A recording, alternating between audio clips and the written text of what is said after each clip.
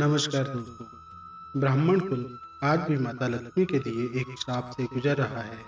जानिए क्यों माता लक्ष्मी ने दिया था श्राप। पौराणिक कथाओं के अनुसार लाखों वर्ष पहले एक घटना हुई जहां ब्राह्मण को भगवान भी अपना गुरु मानते थे। आपको ज्ञात हो कि महर्षि भृगु उन्हीं में से एक थे। एक बार ऋषि मुनियों में एक जुबानी बहस छिड़ गई।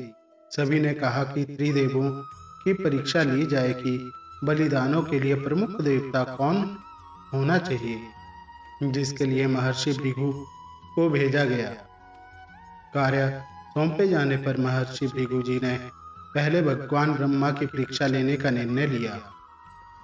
वह ब्रह्मलोक में भगवान ब्रह्मा के दर्शन करने लगे, जहाँ भगवान ब्रह्मा ने ऋषि भृगु महर्षि का स्वागत नहीं किया। भगवान ब्रह्मा के आतिथ्य में ऋषि भृगु ने भगवान ब्रह्मा को श्राप दिया कि वह एक पूजनीय देवता नहीं होंगे। जिसके बाद ऋषि भृगु कैलाश पर्वत पर भगवान शिव के दर्शन करने गए। कैलाश पर्वत पर पहुंचने पर नंदी ने उन्हें अंदर जाने से रोक दिया, क्योंकि उस समय शिव और पार्वती घनिष्ठता में थे। ऋषि भृगु ने भगवान शिव को केवल लिंग रूप में पूजे जाने का श्राप दिया। तब भगवान विष्णु की परीक्षा लेने के लिए महर्षि बैकुंठ धाम पहुंचे। उन्होंने भगवान विष्णु की अनुमति के बिना बैकुंठ में प्रवेश किया और देखा कि भगवान उस समय आराम कर रहे थे। महर्षि ने उनसे जागने को कहा, लेकिन भगवान गहरी नींद में थे। भगवान की ओर से कोई प्रतिक्रिया न देखकर ऋषि ने भगवान विष्णु की छाती पर प्रहार किया।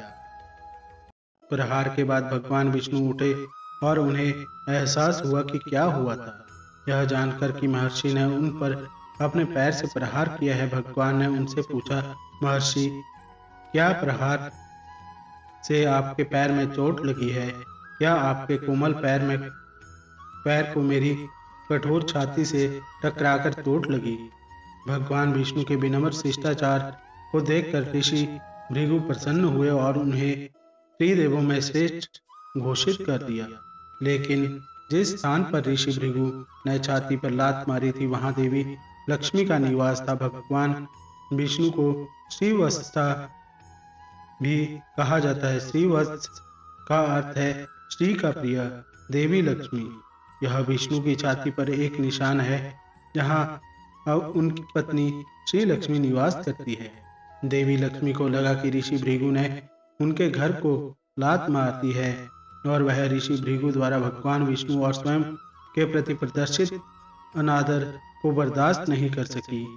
इसलिए उन्होंने उन्हें श्राप दिया कि अब से वह कभी भी ब्राह्मणों से मिलने नहीं जाएंगी और वे सभी धन के अभाव में रहेंगे। देवी लक्ष्मी से यह श्राप सुनकर महर्षि ने उन्हें अपनी यात्रा के वास्तविक स्वरूप के बारे में बताया। तब देवी लक्ष्मी ने ऋषि भृगु से कहा कि उनका श्राप अभी भी ब्राह्मणों को परेशान करेगा, लेकिन जब भी कोई ब्राह्मण भगवान विष्णु की पूजा करेगा तो वह श्राप से मुक्त हो जाए। जय श्री हरि विष्णु।